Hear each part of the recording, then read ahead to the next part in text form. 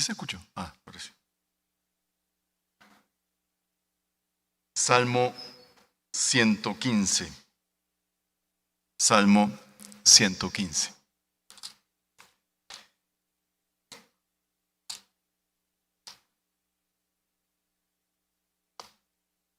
Dice la palabra del Señor: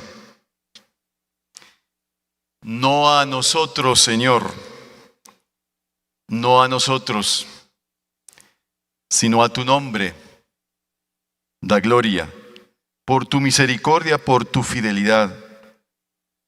¿Por qué han de decir las naciones, dónde está ahora su Dios? Nuestro Dios está en los cielos. Él hace lo que le place. Los ídolos de ellos son plata y oro, obra de manos de hombre. Tienen boca, no hablan. Tienen ojos y no ven. Tienen oídos y no oyen. Tienen nariz y no huelen. Tienen manos y no tocan.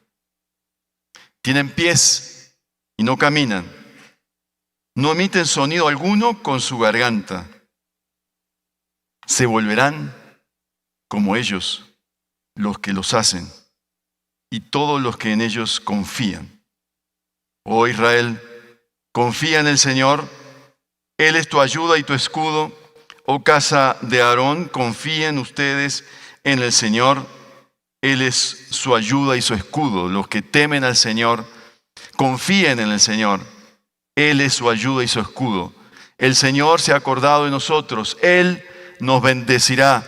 Bendecirá a la casa de Israel. Bendecirá a la casa de Aarón.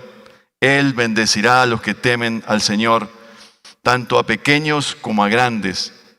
El Señor los prospere a ustedes y a sus hijos. Benditos sean del Señor que hizo los cielos y la tierra. Los cielos son los cielos del Señor, pero la tierra la ha dado a los hijos de los hombres. Los muertos no alaban al Señor, ni ninguno de los que descienden al silencio, pero nosotros bendeciremos al Señor desde ahora y para siempre. Aleluya. Reflejas lo que adoras. Reflejas lo que adoras.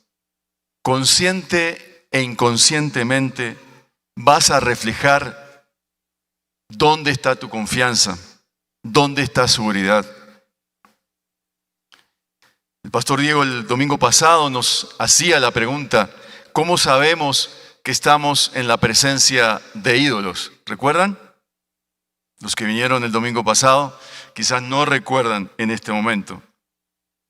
Él dijo esto: cuando hay costumbres y hábitos que se resisten a cambiar, ahí estamos en presencia de ídolos.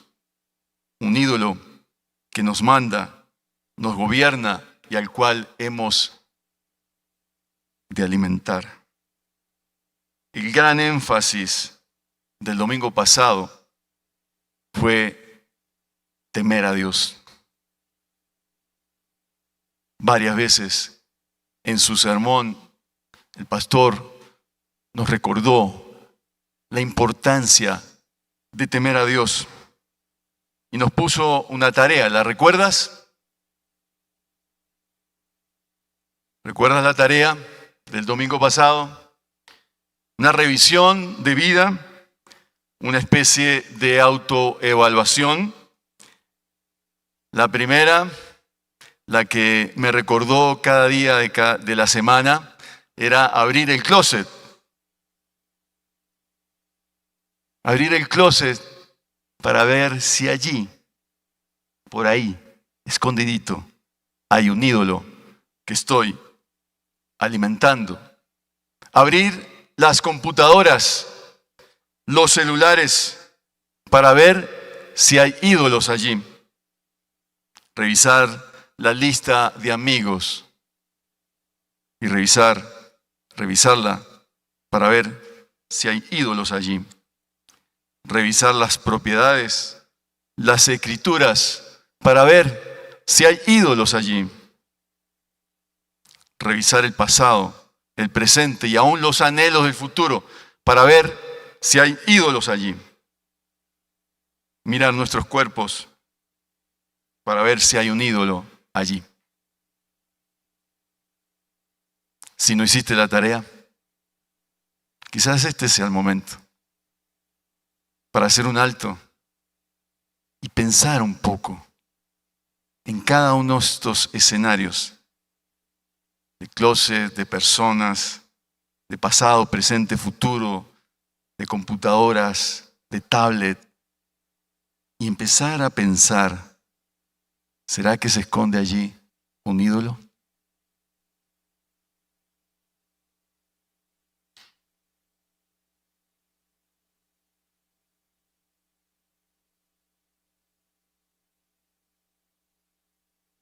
¿Dónde estás? ¿Dónde estás con este fuerte, enfático, valiente llamado a revisar si en nuestra mente, como alguna vez dijo el reformador Calvino, si nuestra mente verdaderamente es una fábrica de ídolos? Hermanos, fuimos llamados a reflejar a nuestro Creador. Vez tras vez el enemigo ha querido dañar ese proyecto de Dios y no ha podido. Reflejar a tu Creador en todo lo que haces, en todo lo que piensas. Y decirle, Señor, yo te pertenezco a ti, soy tuyo. Haz conmigo lo que tú quieras. El gran desafío de la fe cristiana es representar a Dios en la sociedad.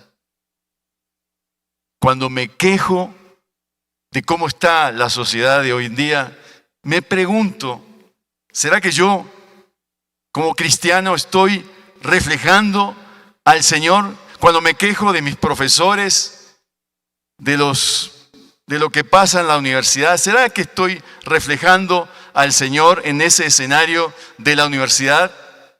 Cuando tengo líos con amigos, personas, conflictos, ¿será que yo estoy reflejando al Señor en mis relaciones con mis amigos, con quienes me aman en el hogar, con papá, mamá, con mis abuelos, con los tíos, con mi esposa? El problema de nuestra cultura actual es esa aparente neutralidad. Si tú te metes con alguien, si llamas la atención a alguien de un asunto, estás perdiendo esa neutralidad. No te metas con una persona, no digas nada. Y aún lo hacen ver como algo de culturas antiguas, como un asunto del pasado, que nada tiene que ver con nuestra realidad. Dice Tim Keller en un libro que él escribió, Los ídolos de hoy, los ídolos falsos, creo que se llama el título del libro. Dice así: nuestra sociedad contemporánea no es fundamentalmente diferente de las antiguas. Cada cultura está dominada por su propio grupo de ídolos. Cada una tiene sus sacerdocios, sus símbolos, sus rituales.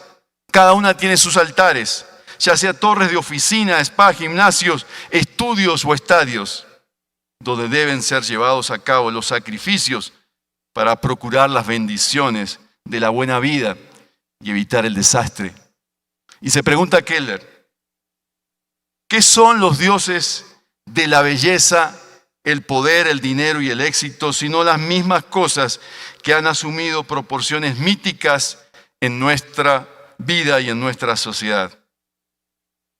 Y sigue diciendo, podemos no doblar nuestras rodillas físicamente ante la estatua de Afrodita, pero muchas mujeres jóvenes son llevadas a la depresión y desórdenes alimenticios debido a una exagerada preocupación y obsesiva por la imagen del cuerpo.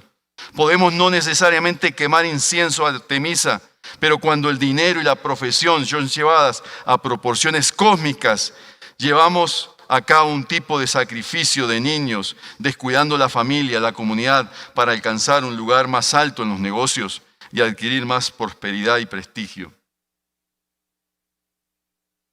El gran problema, hermanos, de la idolatría actual es que no la vemos como tal.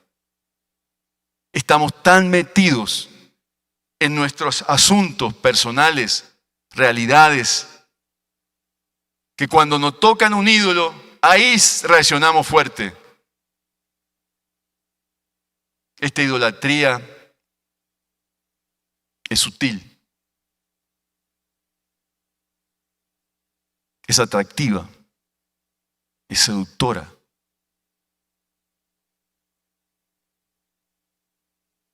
Nos sentimos que vivimos en una atrapante esclavitud en esta época. Por un lado, porque como dice el profeta Ezequiel, estos hombres han puesto sus ídolos en el corazón. Gran advertencia que hizo Ezequiel cuando vio esa sociedad que sucumbía a estas estatuas, pero él vio algo más allá. Estamos dejando que la idolatría entre a nuestro corazón y lo gobierne. Esta idolatría, la idolatría de hoy, no es tan evidente, mis hermanos. Y no es tan evidente porque la idolatría lo que hace es convertir algo bueno en algo malo. Cuando esperamos más de las cosas, de las personas, de los trabajos, de una vocación, más que de Dios, estamos en riesgo de convertirnos en los nuevos idólatras, mis hermanos. ¿Qué es un ídolo al final de cuentas? Es aquello, y lo hemos dicho acá, y lo han dicho en las reuniones de damas, es aquello que para ti y para mí es más importante que Dios mismo. Algo que te absorbe desmedidamente. Consume tu imaginación. Algo que buscas que solo Dios puede darte. Ahí estás en presencia de un ídolo. Al meditar en este salmo, ¿qué está haciendo el salmista? El salmista se va en dos extremos, en dos pivots. Yo jugué mucho básquetbol en la época y el pivot era el que se ponía ahí en el medio y era el receptor del balón. Aquí hay dos receptores del balón. Por un lado, la centralidad de Dios y por otro lado, el idólatra, el corazón idólatra. Entre esos dos, el salmista se está moviendo y está mostrando la supremacía de Dios, el Cristo sobre todo lo que hablamos y cantamos hace un rato. Dios está en los cielos, nosotros en la tierra donde aparentemente brilla el oro y la plata, la tierra de los muertos, donde hay pura vanidad y puro vacío. En esa realidad se incrusta Dios y nos llama la atención desde este Salmo 115.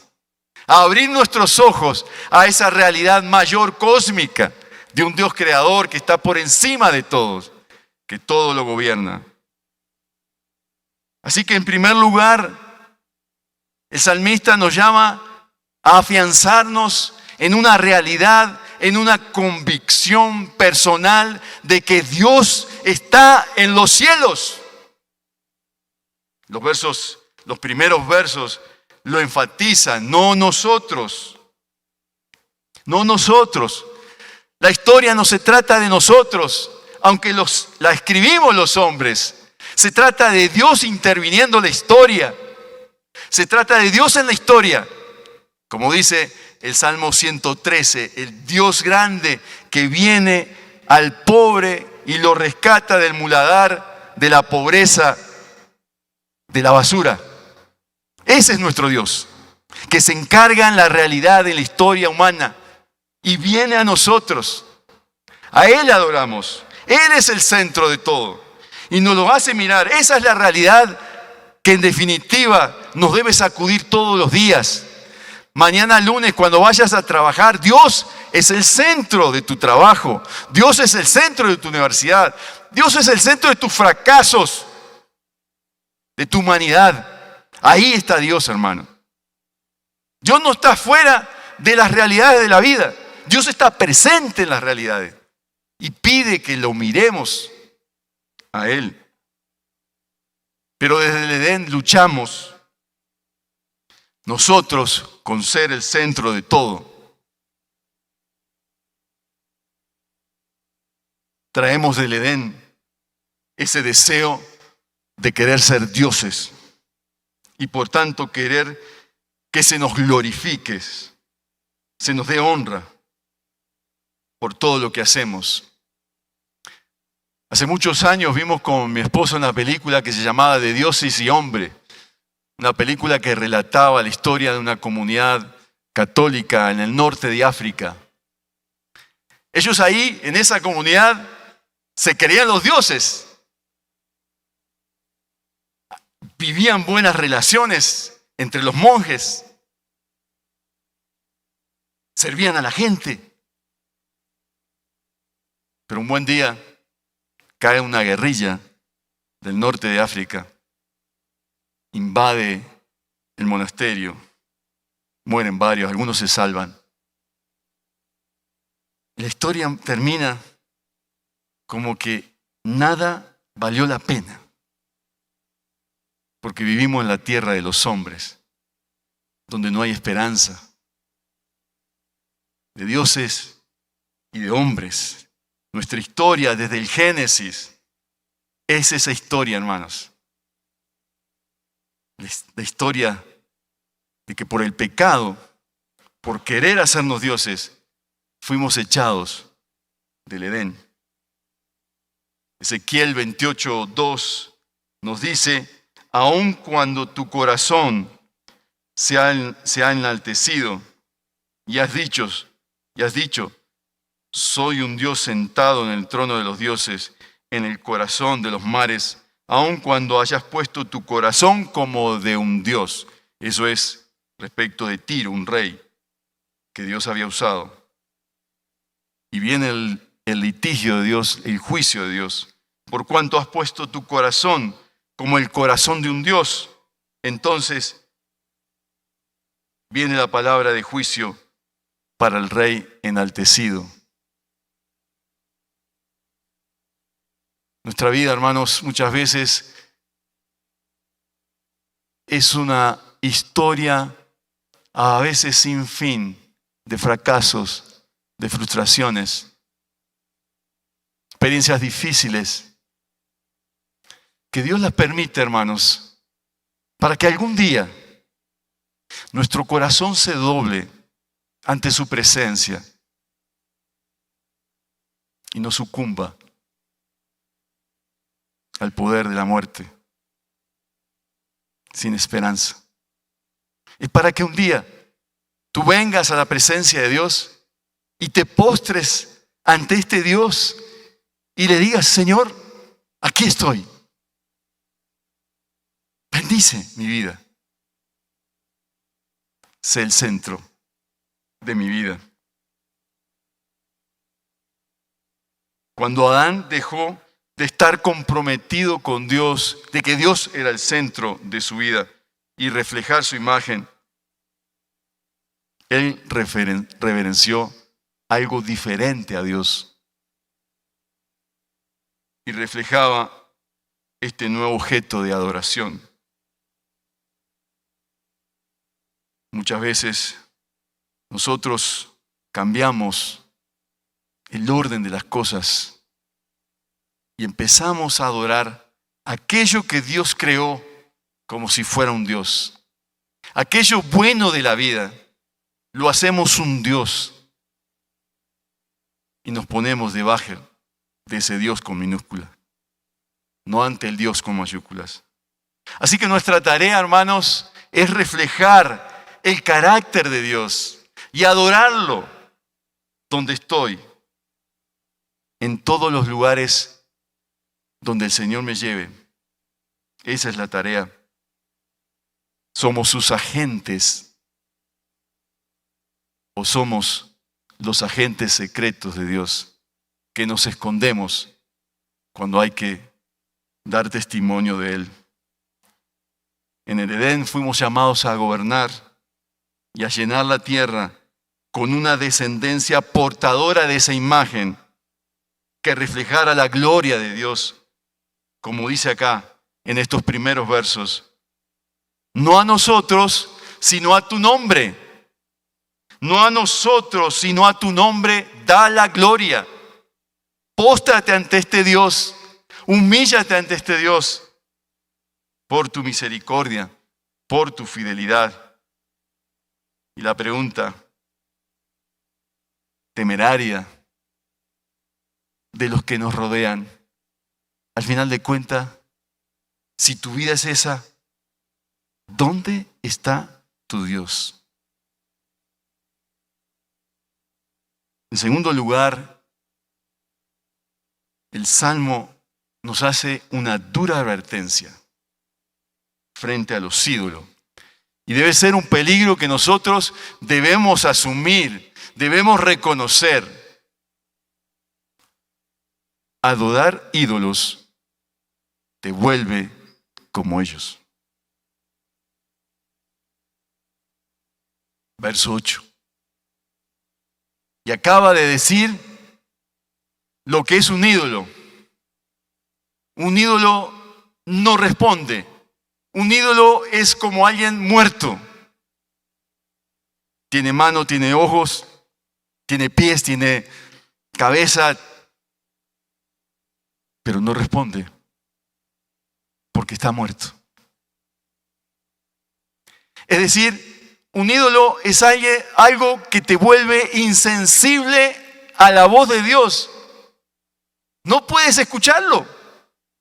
No puedes escuchar a Dios porque estás enceguecido en ti mismo. Esa es la obra de un ídolo.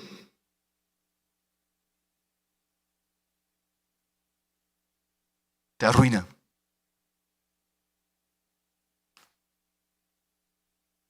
Si adoramos ídolos, nos convertimos en lo mismo que los ídolos y su semejanza nos arruinará.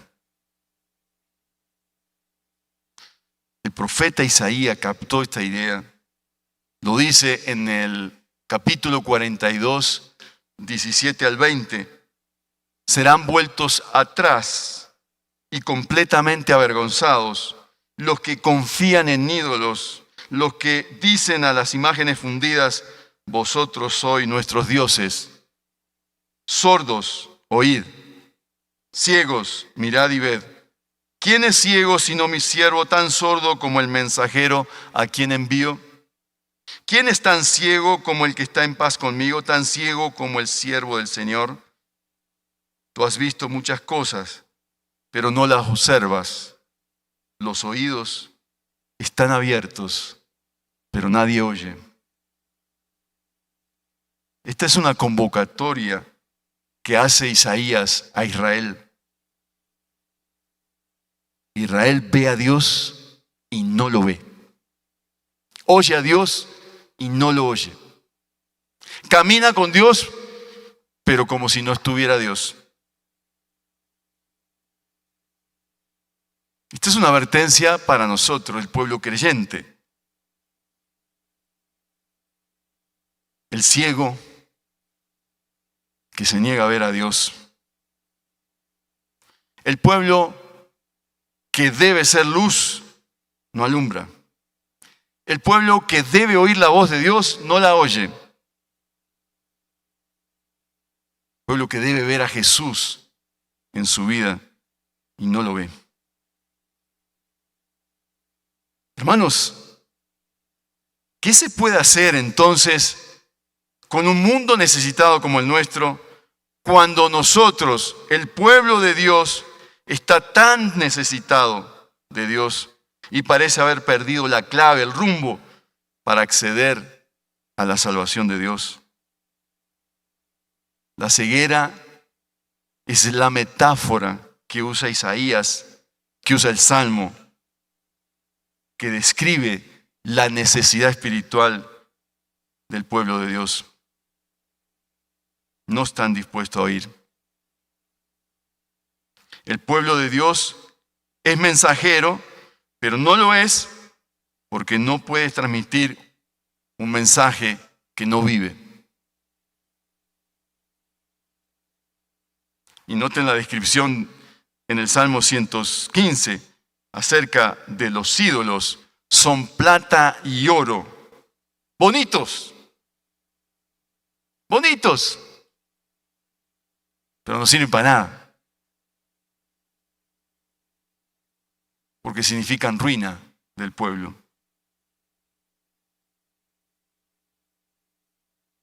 Ellos no saben y no entienden, dice Isaías 44, 18 al 20.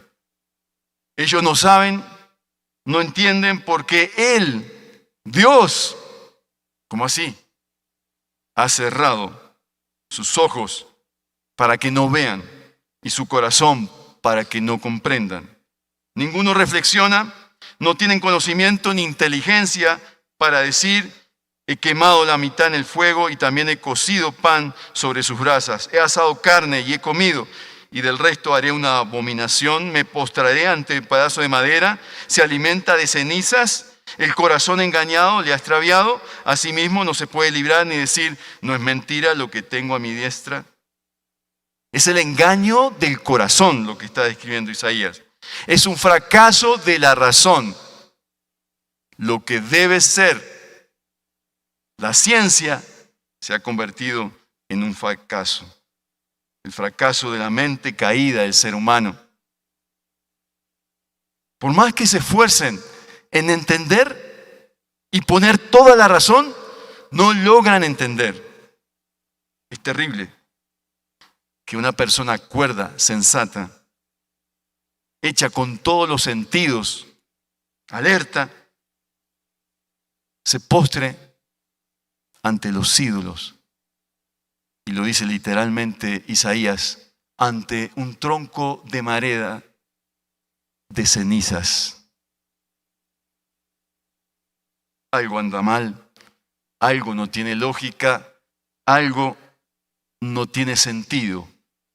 Porque cuando nos postramos ante los dioses modernos, algo anda muy mal en nuestro corazón. Terminamos enganchados al ídolo y se ha perdido toda capacidad de liberarse del mismo y de pensar bien las cosas porque estamos atrapados por el ídolo. Nos aferramos a la creación y el ídolo no lo suelta, lo tiene atrapado. Por eso, en tercer lugar, el salmista abre una ventana en este salmo. La ventana del estilo de vida que hay que asumir. Un estilo de vida marcado por la confianza en Dios. Y a partir del verso 9, parece que estamos ante otro salmo, pero vuelve a insistir en lo mismo. Confía en el Señor.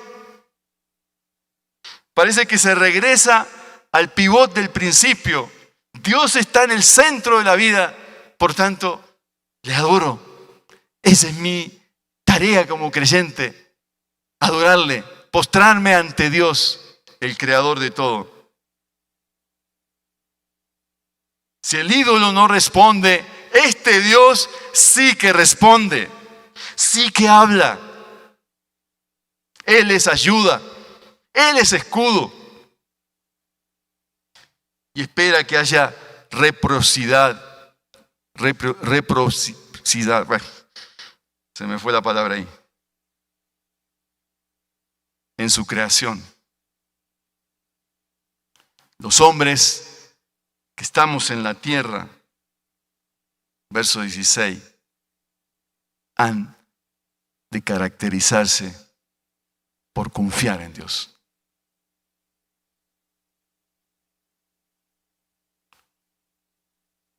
con mirar a Jesús, que es el gran desafío. Mirar a Jesús.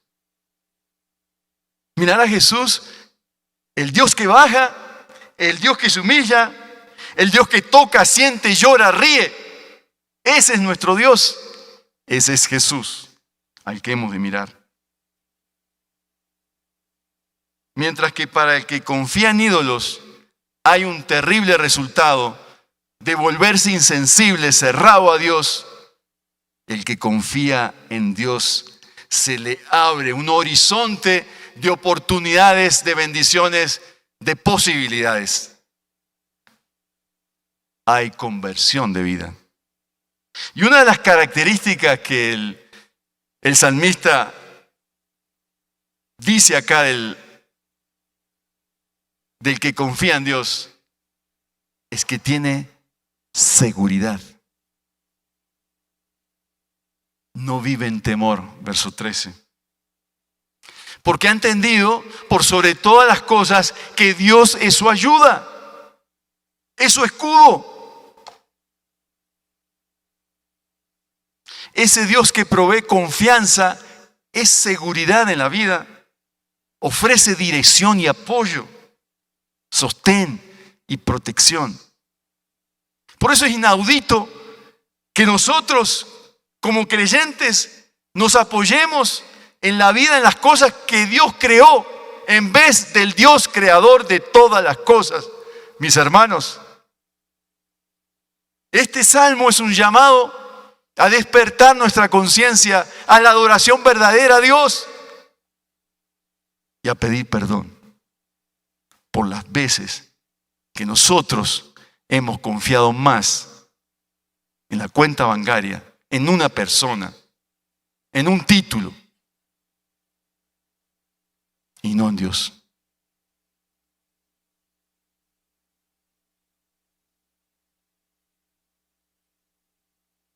Es la experiencia, describe la experiencia de alguien confirmado por Dios.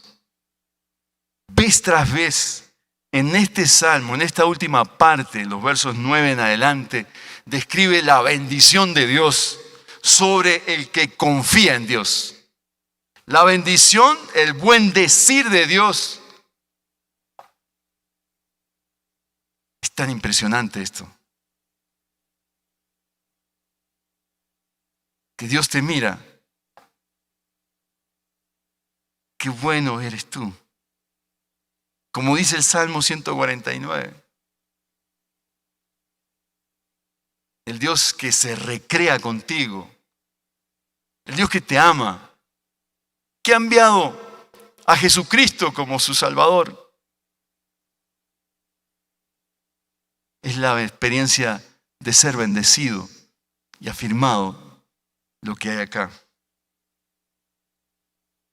Él decidió hablar bien de su pueblo, aun cuando su pueblo estaba escondido entre los ídolos, revolcándose con los ídolos,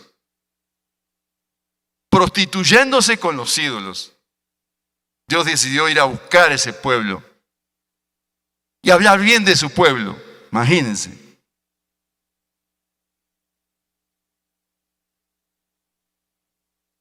Serás bendecido. Si confías en mí, serás bendecido, dice Dios. ¿Por qué? Porque Dios lo quiso así. No hay nada que podamos hacer, hermano, nosotros. Es la gracia de Dios desplegada en su pueblo.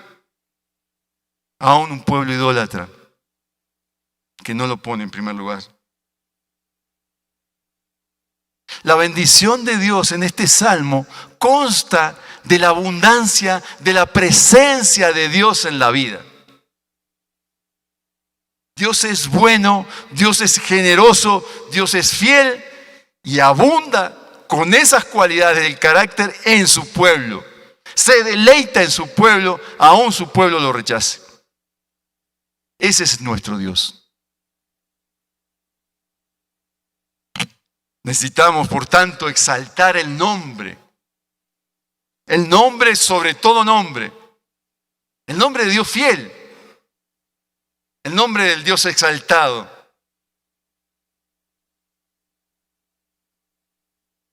La promesa de la presencia de Dios se añade con el tema de la prosperidad. Para grandes y chicos. ¿Cómo está ahí? Prosperidad, no solo material, en todos los órdenes de la vida. En tu familia, en tus relaciones, en tus estudios. Que veas que Dios te prospera en lo que haces. Finalmente el salmista termina con estas palabras. De nuevo, termina con el tema del principio. Los cielos son los cielos del Señor. Son los cielos que cuentan la gloria de Dios. La tierra la ha dado a los hijos de los hombres. Un llamado a disfrutar la tierra. Un llamado a experimentar la presencia de Dios en lo que haces, en la tierra de bendición. Los muertos, los ídolos, no alaban al Señor. Ni ninguno, miren cómo describe la muerte, ni ninguno de los que descienden al silencio. Verso 18. Pero nosotros recibimos la bendición de Dios. ¿Y qué hacemos? Bendecimos al Señor. Bendeciremos al Señor. Le diremos palabras hermosas al Señor. Ese es el corazón que adora a Dios, que lo refleja en todo lo que hace. Desde ahora y para siempre. Y dice, aleluya.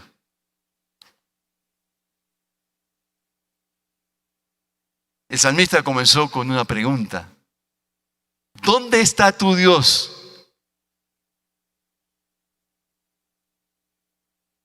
¿Dónde está tu Dios? ¿Dónde está tu Dios? ¿Cuál es tu respuesta en esta mañana? ¿Está escondido? ¿Está reducido? ¿No lo muestras mañana lunes? ¿Dónde está tu Dios? ¿Dónde?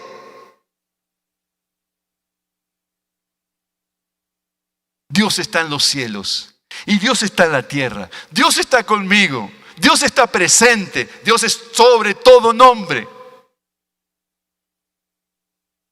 En los términos de este salmo, está en los cielos y está en la tierra. Está en los cielos y está en mi corazón, gobernando mi corazón, advirtiéndome, renunciando a los ídolos que me atrapan. Dios hizo posible, hermanos, esta brecha de separación, los cielos, la tierra, por medio de la obra de su Hijo Jesús. Con el grupo de jóvenes, un grupito de jóvenes, estamos estudiando el libro de San Juan. Y yo confieso, hermanos, que cuando leí San Juan 18, San Juan 19, algo ocurrió ahí en mi corazón. Ver al Señor sufrir tanto. Yo creo, hermanos, que la película de La Pasión de Mel Gibson y del actor Jim Caviezel, bueno, no me acuerdo el nombre, es una risa frente a lo que sufrió el Señor por nosotros. Conviene de vez en cuando recorrer ese camino de Jesús a la cruz, para que vayas a la cruz otra vez y le pidas perdón al Señor por cómo vives. Este es tiempo de esperanza y de oportunidad para no seguir igual, para cambiar, para perdonar y para pedir perdón. Este es el tiempo, esta es la oportunidad que tenemos, jóvenes, adultos, niños. Este es el tiempo. Esta es la puerta que se abre a nosotros para quienes queremos crecer como adoradores, verdaderos adoradores. ¿Por qué? Porque tarde o temprano reflejamos a quién adoramos o a qué adoramos. Y eso se verá. ¿Reflejamos seguridad? ¿Reflejamos confianza en Dios? ¿Respondemos en fidelidad al Señor? ¿En misericordia al hermano? ¿Perdonamos a quien nos ofenden? Porque este es el Dios que adoramos, que nos ofrece misericordia, que nos ofrece esperanza en la cena, pero que viene con juicio. Y debemos arrepentirnos si hay ídolos en nuestra vida.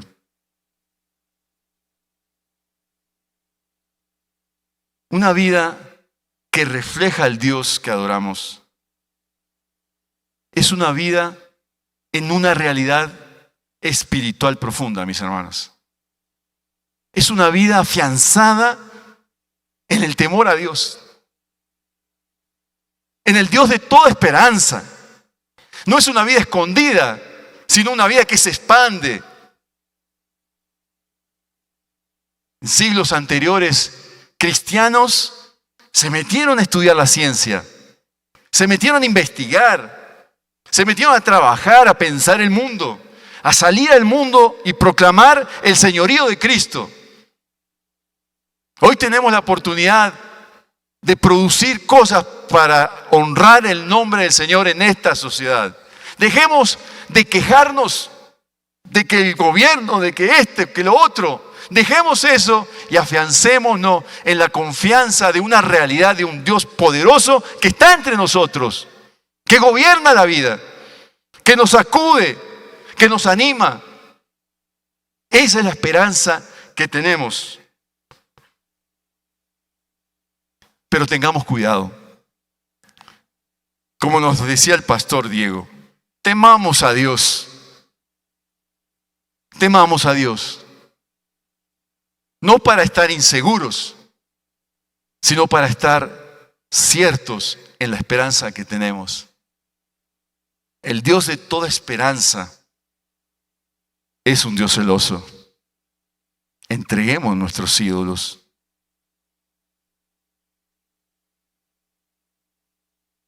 Porque adorar ídolos te vuelve como ellos, insensibles a Dios. Asumamos el estilo de vida del que confía en Dios. En la Biblia, el Señor nos anima a ser como niños, sencillos, dependientes de Dios, dependientes de Papá Dios. Y dejemos atrás lo que ha pasado. El Señor restaura lo que pasó, dice Eclesiastés, y ha puesto en nuestro corazón eternidad para que le busquemos, para que palpándole podamos rendirnos ante Él y seguirles. El desafío para ti, para mí, en esta semana es reflejar al Dios que adoras. Mañana lunes, cuando empieces a trabajar, es tan tarde, cuando llegues a casa, habla en familia y pregúntense, ¿será que estamos adorando a Dios verdaderamente? ¿O estamos poniendo otra cosa en el centro de la mesa, en el centro de la casa y en el centro del corazón? Afiancémonos en la confianza en Dios. Disfrutemos de la comunión con Dios. Adorémosle, celebrémosle, confiemos en Él. Para que cuando el día que partas a la presencia de Dios, tu familia te diga, este sí reflejó el carácter de Dios.